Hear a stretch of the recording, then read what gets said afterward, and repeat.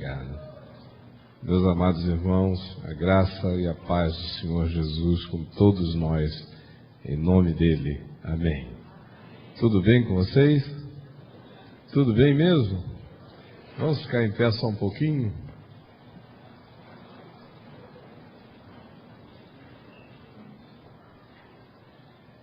E vamos dar as nossas mãos. Nós somos todos absolutamente diferentes e completamente iguais. Pai, o Senhor nos fez iguais, o Senhor nos fez absolutamente únicos e singulares. Obrigado por esse mistério que nos torna a todos iguais e completamente diferentes. Eu quero pedir que na noite de hoje o teu Espírito venha afirmar esta verdade em nós, para que por meio dela a nossa compreensão de ti, de nós mesmos, do próximo, da vida, cresça, e que com ela cresça também a nossa paz para ser e para deixar ser, em nome de Jesus e para a glória de Jesus. Amém. Podem se assentar. Nós vamos ler em Lucas 23, do verso 39 ao verso 43. Lucas, capítulo 23, do verso 39 ao 43. Que diz assim: um dos crucificados blasfemava contra ele, dizendo: não és tu o Cristo? Salva-te a ti mesmo e a nós também. Respondendo-lhe, porém, o outro, repreendeu-o, dizendo: nem ao menos temes a Deus, estando sob igual sentença?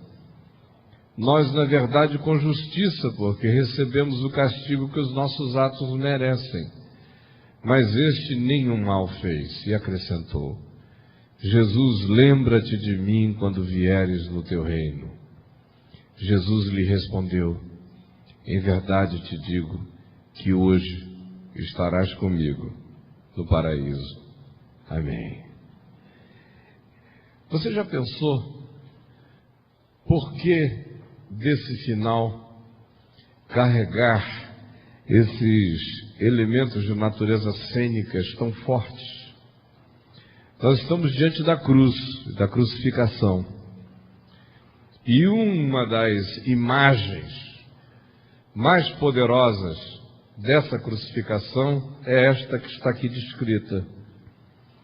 Porque Jesus está crucificado e ao lado dele 2 ladrões. A primeira pergunta que me ocorre é por que não são 2 médicos? Ou 2 advogados? Mais propriamente no Brasil poderiam ser 2 políticos, mas são 2 ladrões. Provavelmente se fosse qualquer outra categoria humana que não fossem 2 ladrões, a gente fosse encontrar algumas desculpas morais a darmos a nós mesmos, não é? Ou tentando identificar, quem sabe, o comportamento de uma determinada pessoa, alguma coisa que ela fez na vida que a levou até ali.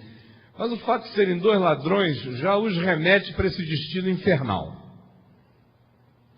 E a gente simplesmente olha e vê a cena onde o Cristo Salvador está cercado por 2 malfeitores.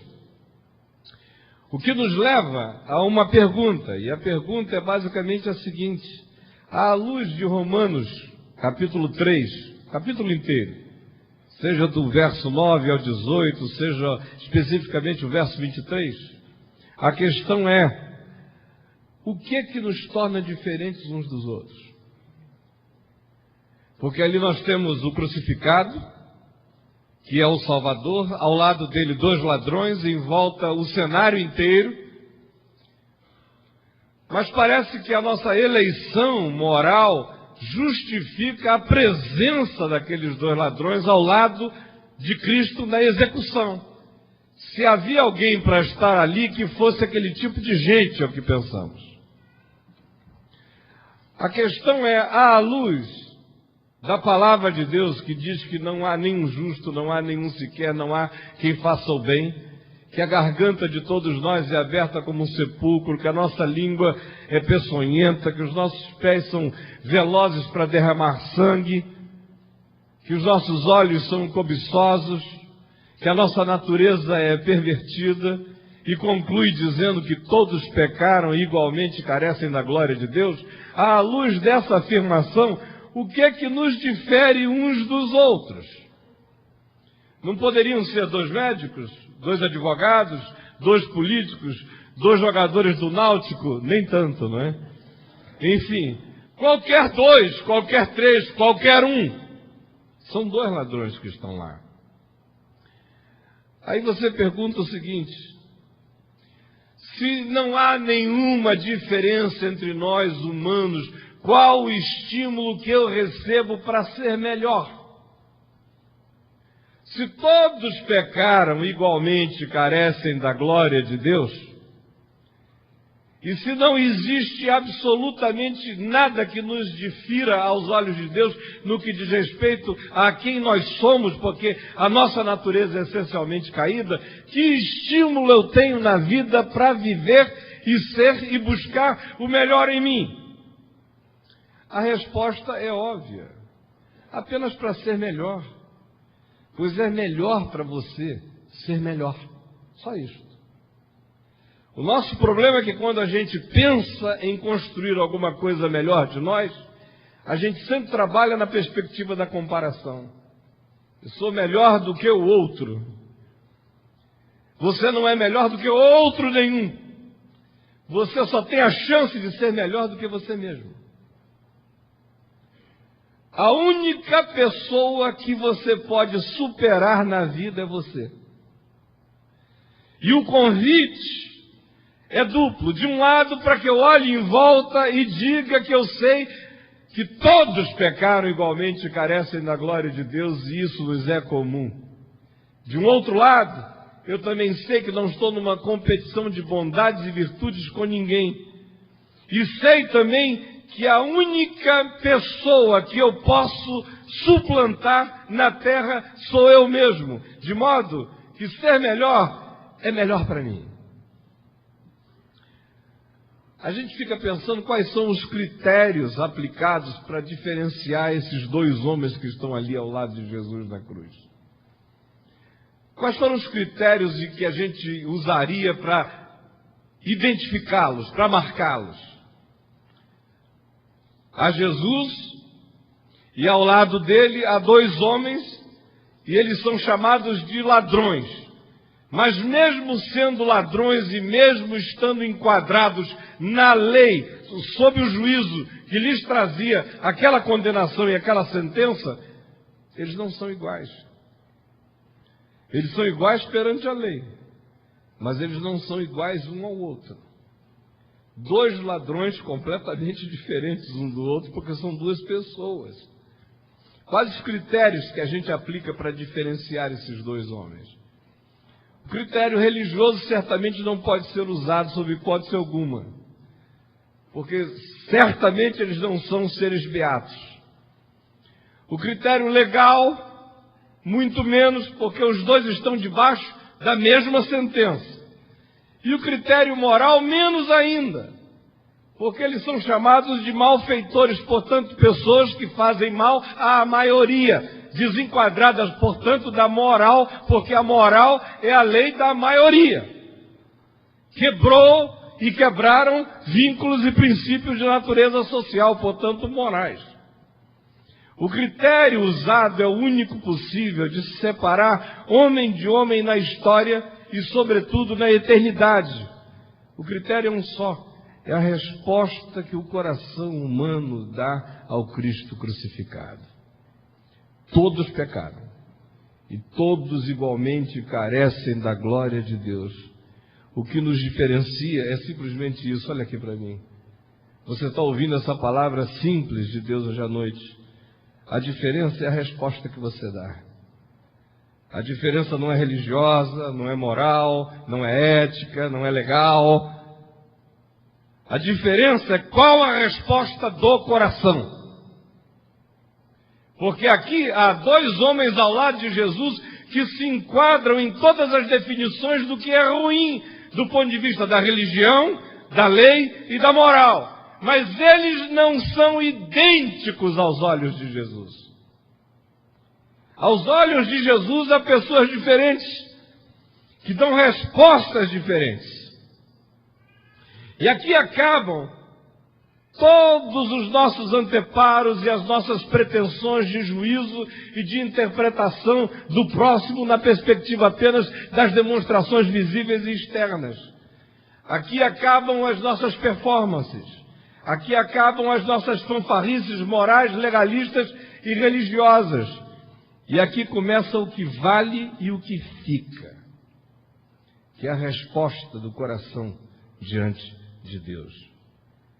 Qual foi a resposta que esses dois homens deram a Jesus? Porque há duas respostas explicitadas aqui, há duas reações. Primeiro, a do malfeitor que blasfemava. Ele começa questionando o Cristo. Se tu és o Cristo, faze alguma coisa. Surge logo no coração dele uma questão. Ele diz, olha, se tu estás de fato morrendo por seres quem os outros disseram que tu és, e tu no mínimo silenciaste coniventemente com a declaração de que tu és o Messias, se tu és quem dizem que tu és, ou que tu mesmo já afirmaste ser, faze alguma coisa. A segunda resposta dele é tentar manipular a Cristo. Faz alguma coisa, desce da cruz e tira a gente daqui também. Vem logo uma provocação. Se tu és, portanto, realiza algo compatível com aquilo que tu dizes ser. É uma tentativa de manipular. E aí ele tenta usá-lo para quebrar a lei pela última vez. É um indivíduo que tenta usar Deus para quebrar a lei pela última vez na vida. Se tu és o Filho de Deus, desce da cruz, salva-te a ti mesmo e a nós também. Arranje uma saída pela direita. O que revela a espiritualidade desse indivíduo e como é que ele pensa em Deus. Deus, na melhor das hipóteses, é alguém que pode me fazer sair ileso. Não importa do que eu faço, o que permeia a espiritualidade de uma quantidade enorme de cristãos estão desse lado da cruz com esse malfeitor. É um Deus que tem que estar a serviço. Se ele é, que demonstre ser. É manipulável e tem que dar demonstrações. E a maior demonstração de Deus é me fazer passar impune e ileso. Fazer suspensão de tudo quanto eu fiz na vida e me irresponsabilizar no caminho. Agora tem um segundo malfeitor ao lado desse, que é o indivíduo que confessa os seus pecados. Primeiro, ele carrega o temor de Deus no coração. O texto diz que quando ele ouve o seu amigo dizer isso, a repreensão dele é: tu nem ao menos temes a Deus. Agora olha aqui para mim. A gente nunca imagina que um malfeitor morrendo ao lado de Cristo na cruz pudesse estar empanzinado e cheio do temor de Deus. A gente sempre quer encontrar temor de Deus sob togas e estolas e signos religiosos e expressões de fé convencionalmente afirmadas como tais.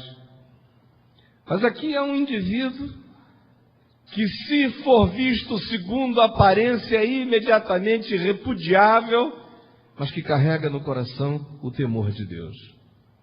E mais do que isso, ele discerne aquilo que teólogos até hoje não conseguem discernir, ou seja, que Deus estava em Cristo reconciliando consigo o mundo, não imputando aos homens as suas próprias transgressões. Porque ele vem e repreende o seu companheiro dizendo: tu nem ao menos temes a Deus, estando sob igual sentença. Você não conseguiu discernir, perceber que esse que está aí ao teu lado é Deus, vivendo a nossa sentença.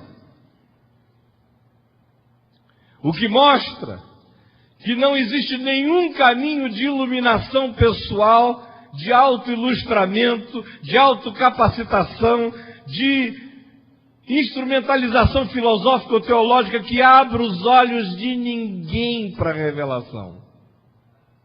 Se Deus não abrir os olhos, se a luz do Espírito não se derramar, ninguém vê a Deus jamais. A visão imediata é a do primeiro ladrão. Olha para o lado e vê um colega de sentença que carrega a fama messiânica, vê se dá um jeito de usar isso para a gente escapar. O outro olha para a mesma cena e enxerga algo completamente diferente.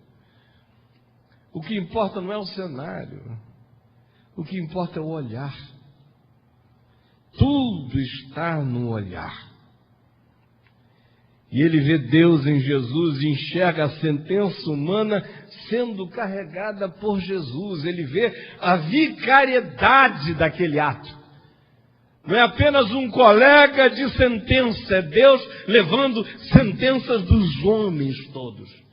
Ele discerne que há uma convergência em Cristo que ele não pode explicar com palavras, nem com pensamentos, nem é capaz de teologizar a respeito. Esse testemunho do Espírito Santo não é passável com palavras frequentemente, mas ele se instala como um estado indiscutível. Eu sei. E aí, ele reconhece a pertinência de sua própria execução.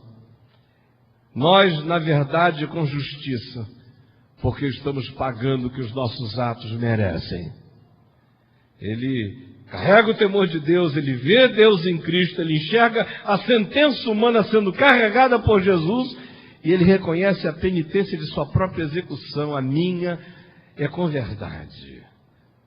Eu estou fazendo o que os meus atos merecem. Eu transgredi leis e violentei o meu próximo, e eu não estou aqui com escusas humanas horizontais nenhuma. Eu recebo a minha própria penitência. Mas o extraordinário é que, conquanto ele aceite o que acontece no horizonte imediato como sentença legal, justa, que recai sobre ele, ele não pensa que a sentença dos homens é final. Ele crê que, para além das sentenças dos homens, há um juiz acima de todas as coisas. Ele crê que é possível você estar pagando uma pena no horizonte da história diante dos homens e, ao mesmo tempo, estar absolvido aos olhos de Deus enquanto já é e ainda é sentenciado. E ele percebe o Cordeiro sem mácula que tira o pecado do mundo, pois diz, mas este nenhum mal fez. E aí, arremessa-se na graça mediante a fé. Lembra-te de mim quando vieres no teu reino. O resultado, gente, é que há mais um ladrão no céu e o céu está cheio de ladrões. Mais um pecador no paraíso, mais um perdido que foi achado, mais um marginal que chega para preceder pessoas da descendência de Abraão segundo a carne, porque Jesus já havia dito, em verdade eu vos digo que muitos publicanos e pecadores e meretrizes vos precedem no reino dos céus. Eu disse isso tudo apenas para introduzir este assunto, porque de fato não é isso que eu quero falar. É só para vocês prestarem atenção a essa introdução. A questão que eu queria que ficasse para nós hoje, é só entradinha no presépio. A questão é que este episódio ajuda a gente a enxergar para a nossa própria vida. Nos dá uma perspectiva pela qual interpretar o mundo, ou não interpretá-lo. Olha só o que Jesus nos ensina aqui. Ele nos ensina que ele arranca o que há de melhor em nós mesmo na pior hora. Você podia repetir isso comigo? Ele ensina... Não, eu quero ver vocês repetindo, por favor. Ele ensina que ele arranca o que há de melhor em nós, mesmo na pior hora. Porque esse homem está vivendo a pior hora da vida dele, e é na pior hora da vida dele que nasce, sai e aparece, borbulha e vem à luz o melhor dele. Então a pior hora não significa aquilo que pode arrancar só o pior de você. Frequentemente é na pior hora que aparece o que há de melhor em nós. E é isso que a palavra de Deus está nos ensinando aqui. É a soma entre a consciência que sabe quem é, sabe o que merece, e sobretudo que pode receber o melhor de Deus somente pela fé na graça da cruz, é o que aparece aqui. Um indivíduo absolutamente imerso na realidade. Ele recebeu uma revelação, ele levou um susto. Ele olhou para o lado e... Deus está aqui. O colega dele começou a falar provocações e impropérios. Ele interrompe e diz: para. Tu nem ao menos temes a Deus estando sob igual sentença? Nós, na verdade, com justiça, porque estamos pagando o que os nossos atos merecem, mas este nenhum mal fez. E acrescentou Jesus: lembra-te de mim quando vieres no teu reino. Haja luz e houve luz. O mundo tinha acabado de começar, era Gênesis para ele.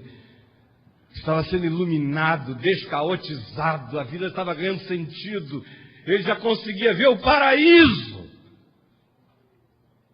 Por um ato de luz, por uma revelação de Deus, o pior cenário se transforma na antessala da melhor visão. E o que tinha havido de pior nele é subitamente processado e transformado no que podia surgir de melhor no ser dele. E tudo isso acontece quando o indivíduo mergulha nessa realidade dentro da revelação. A realidade é quem eu sou. Eu não fujo de mim, não barganho comigo mesmo, assumo responsabilidades, identifico meus pecados, minhas faltas e minhas falhas. Mas estranhamente, sem que eu possa explicar, meus olhos se abriram. Eu discerni que esse que por mim morreu é Deus e levou sobre si os meus pecados. E ainda que eu saiba que eu mereço a sentença que estou recebendo, estranhamente também sei que nele existe uma salvação para além da minha sentença. Por isso eu tenho a ousadia de dizer: lembra-te de mim quando vieres no teu reino. Isso só acontece quando a gente mergulha na graça. E aí, gente, as piores horas são ótimas para revelar se o coração é bom. Um coração é bom não quando ele é capaz de se exercitar em bondades visíveis muitas horas por dia, mas quando ele é capaz de dar a boa resposta à palavra de Deus toda vez que ela o atinge e o alcança. A segunda coisa que a gente aprende aqui é que Jesus mostra a profundidade da maldade humana como sendo algo amoral. A maior profundidade da maldade humana não é moral. A gente fica o tempo todo tentando julgar as pessoas com categorias morais. Vem Jesus e desmonta isso tudo e mostra que a profundidade da maldade humana não é algo moral, ao contrário, é amoral. Pois se trata de uma perversão de essência e que pode ser insistente até a morte. Como tem um indivíduo aqui que insiste nisso até o fim. Tenta na última hora fazer uma armação com Deus e ver se pode sair ileso. Mas de um outro lado, há um outro que do ponto de vista da moral e da legalidade quebrou também todas as leis, mas carrega dentro de si uma essência diferente. O fato de serem dois homens à margem da lei e da moral serve para mostrar onde é o buraco, gente. O buraco é mais embaixo. São dois indivíduos aqui que do ponto de vista da moral estão condenados, mas mesmo condenados, Jesus diz: olha só a diferença entre os condenados. Tem uma essência diferente aí dentro de um deles. A terceira lição que Jesus nos dá é que ele revela a não simultaneidade das leis de Deus e dos homens. Aqui as duas leis estão presentes. As leis dos homens estão se manifestando na forma da sentença da cruz. E a lei de Deus está se manifestando dentro daquilo que acontece no ambiente histórico das leis humanas, de modo que os condenados estão condenados, os sentenciados estão sentenciados e os criminosos estão pagando. Mas enquanto pagam aos homens, existe a prerrogativa divina de fazer suspensão daqueles pecados diante dele, de modo que nem sempre que alguém paga algo diante dos homens, está havendo a equivalência daquele pagamento diante de Deus. Porque as leis dos homens operam para a morte, a lei de Deus opera na graça e para a vida. Não são simultâneas. Pode haver quebra disso aí. A gente olha e diz, se danou, sem saber que daqui a um tempo vai encontrar com o danado na Nova Jerusalém e vai levar um susto. E aí vem Jesus e nos ensina e nos mostra como todos nós estamos de fato na mesma situação. Só o que o coração crê e a boca confessa é o que nos separa uns dos outros diante de Deus. Porque se o teu coração de fato agasalhar essa esperança e essa fé, se no teu coração tu creres que Jesus Cristo é o Senhor, e com a tua boca tu confessares isto, e agasalhares pela fé a justiça de Deus feita e realizada em Jesus em teu favor, e com a tua boca propagares esta convicção, tu serás salvo. E aí vem Jesus e nos possibilita a visão acerca da impossibilidade de qualquer ser humano julgar qualquer coisa ou qualquer um nesta vida. E de fato era isso que eu queria falar. Fiz essa viagem toda para chegar até aqui. Nenhum de nós tem capacidade para julgar, entender, discernir ninguém e nem coisa alguma nessa vida. Olhem bem para mim. Sabe por quê? Olhe para essa cena. Faz de conta que você não tem o Evangelho de Lucas, que é a única narrativa que existe sobre o diálogo que aconteceu ali. Estamos num cinema mudo. Não tem som. Você está de longe. O Calvário está diante de você. Você faz parte daquele grupo dos curiosos. Está ali o tempo todo vendo como é que vai acabar. Faz parte dessa ansiedade humana, contemplar a tragédia, discutir sobre ela, opinar, condenar, absolver, fazer parte, fica até o fim. Mas não tem som. Nada do que se diz aqui em Lucas que aconteceu lá, a gente está sabendo. Combinado? Ninguém sabe de nada. Porque não fora o fato de que o Evangelho de Lucas traz essa narrativa, o que tinha sobrado? Só um cenário mudo. Sem a narrativa de Lucas, há um cenário mudo. Olha para o cenário mudo. Jesus no meio. 2 malfeitores, um de cada lado. Você está de longe, não ouve nada, só vê a cena.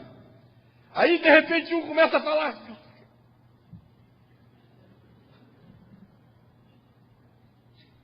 Aí o outro vira de quê?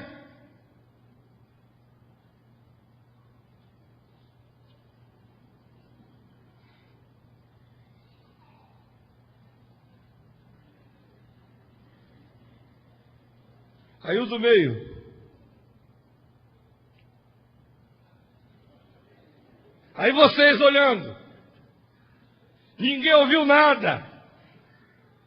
Se fosse um auditório evangélico, vocês já imaginaram as interpretações? Fosse de pastores, então, meu Deus. Isso aqui não tinha virado evangelho, tinha virado fofoca. Não tem som. Quais são as interpretações? Olhando essa cena de longe, Agora, imagine com as suas categorias morais e religiosas o que teria sido aquela conversa. Se você não soubesse de nada e ficasse perguntando a si mesmo do que eles estão falando, o que você acha que ia rolar aí de interpretação? Um juiz cristão, olhando aquilo ali, ele ia dizer: já sei o que ele está dizendo. Palavras do Senhor Jesus para esses dois malfeitores: meus filhos, a lei é cega. Um pastor bem legalista ia dizer: não, o que ele está dizendo é: olha aí no que deu, hein? Olha o que dá viver assim. Um teólogo liberal iria fazer Jesus olhar para um lado e para o outro e dizer assim: fiquem calmos que está tudo bem. Um espiritualista iria dizer o seguinte: ele está confortando os irmãos, falando que na próxima encarnação vai ser melhor. Um pastor evangelista iria dizer: isto é que é filho de Deus, prega até na hora de morrer. Um budista iria dizer: ele está dando as suas últimas palavras de sabedoria, dizendo: meus filhos, aconselho-vos a impessoalidade. Esqueçam do eu. E agora, à medida em que a pessoalidade diminuir, cessará a dor e haverá o mergulho da consciência no mar cósmico. Um policial, olhando a cena, ia chamar o delegado e dizer: não estou gostando do papo desses três condenados, não sei o que é, mas estão conversando no mundo, devem estar aprontando uma fuga.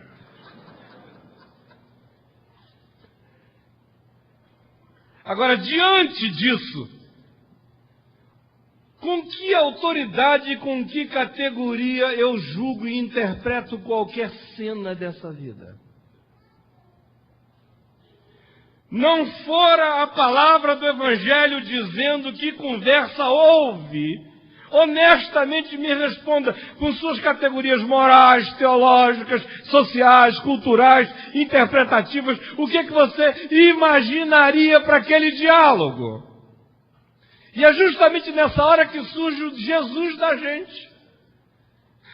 É na hora em que o Evangelho não põe palavras na boca de Jesus e que a gente vê apenas cenas distantes, que surge não o Cristo do Evangelho, mas o Jesus da nossa projeção. Graças a Deus Jesus falava. Porque se ele falasse pouco, sobrassem só cenas, certamente nós teríamos um outro Evangelho.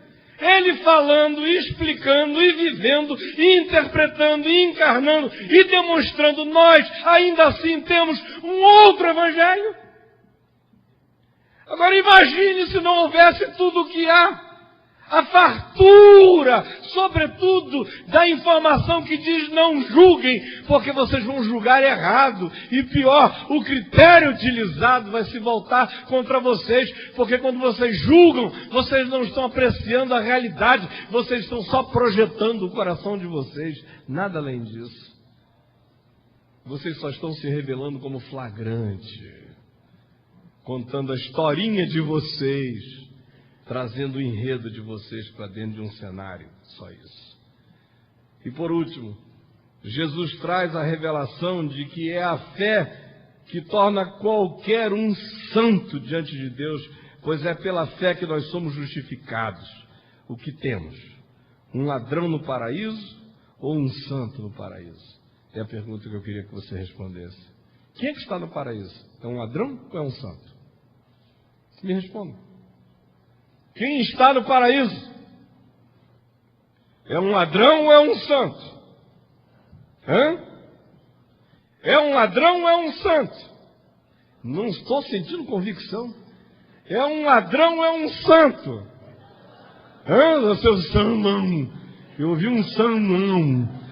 Um sandrão. Sandrão quase ficou. É o Sandrão que está no paraíso. Vamos encontrar o Sandrão no paraíso. O santo ladrão, cognominado São Sandrão.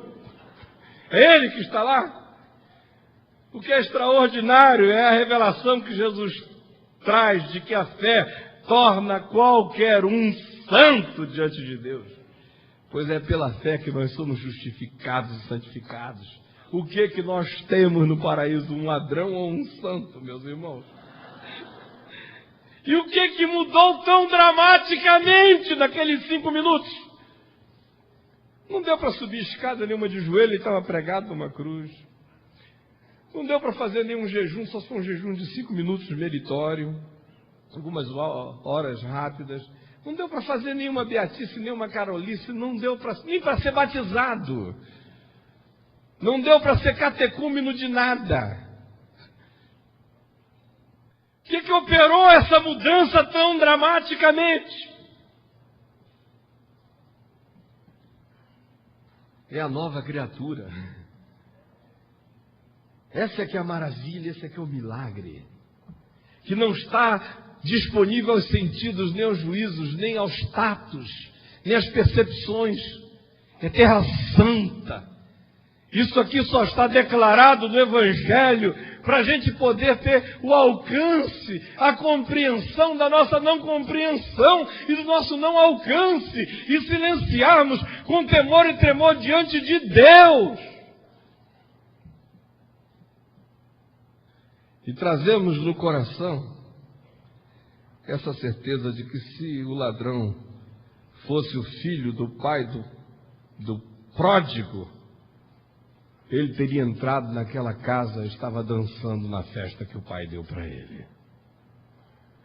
Em outras palavras, na hora que a revelação chega e nós somos iluminados, não há necessidade que se interponha entre o dia de hoje e o dia da santificação, 1 década, 2, nem 3. Isso chega tudo junto. Na hora que a graça banha e derrama-se, que a luz vem, que o nosso caos é iluminado pelo amor de Deus, que os nossos olhos se abrem, o discernimento nos alcança, e a gente vê que Deus está em Cristo reconciliando consigo o mundo. O coração mergulha numa profunda quietude, a certeza total de que aquilo que ele deve, a certeza de quem ele é, não há nenhum escamoteamento, nenhuma tentativa de maquiagem, e ao mesmo tempo, paradoxalmente, uma certeza imensa e inarredável de total inclusão na graça de Deus, e mais do que isso, aceitabilidade no paraíso. Lembra-te de mim quando vieres no teu reino, hoje mesmo tu estarás comigo no paraíso. Aqui tem tudo. Se os nossos olhos se abrirem e virmos o que está acontecendo aqui, certamente nunca mais veremos nem Deus, nem a nós mesmos, nem ao próximo, nem ao mundo, do mesmo modo, jamais, de forma alguma. Se essa compreensão entrar em nós, o que sobra dela? Primeiro, eu nunca mais me impressionarei com fachadas. Podia ser qualquer um aqui.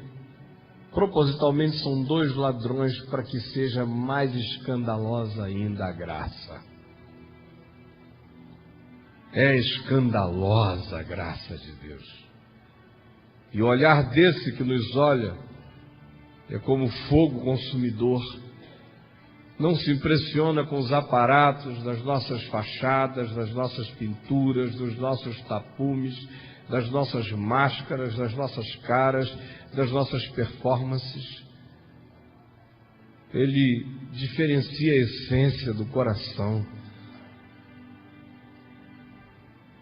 E eu e você podemos hoje ter certeza de que, mesmo que seja a pior hora da vida da gente, pode ser que esse seja o fim de semana da falência de algum, do débito de outro, de perdas, de equívocos, de constatação de erros, de pecados, de culpas. Você não tem que esperar nenhuma outra encarnação. Se a revelação bateu em você hoje, só olha e diz: lembra-te de mim. Não há quarentena purificatória. Se houve revelação, com ela chegou o perdão. E aí, pode ter certeza, você está indo para o paraíso.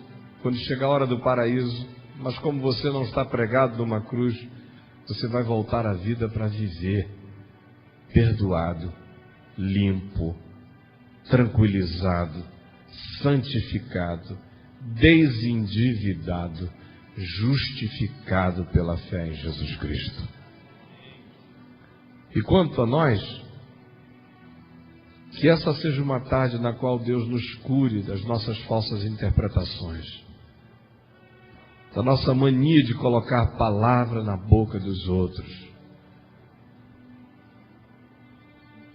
Tome cuidado com o que você fala, com o que você diz, com o que você julga, com o que você imputa, com o que você atribui.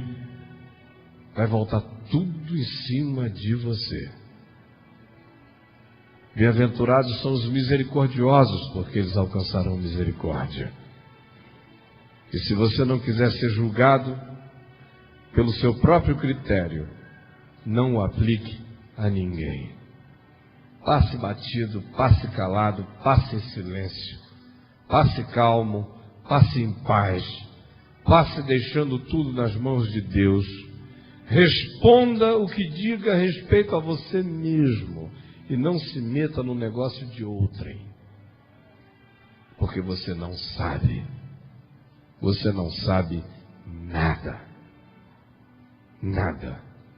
Absolutamente nada. Bem-aventurados os que sabem que não sabem, porque eles saberão como saber no dia que começarem a aprender.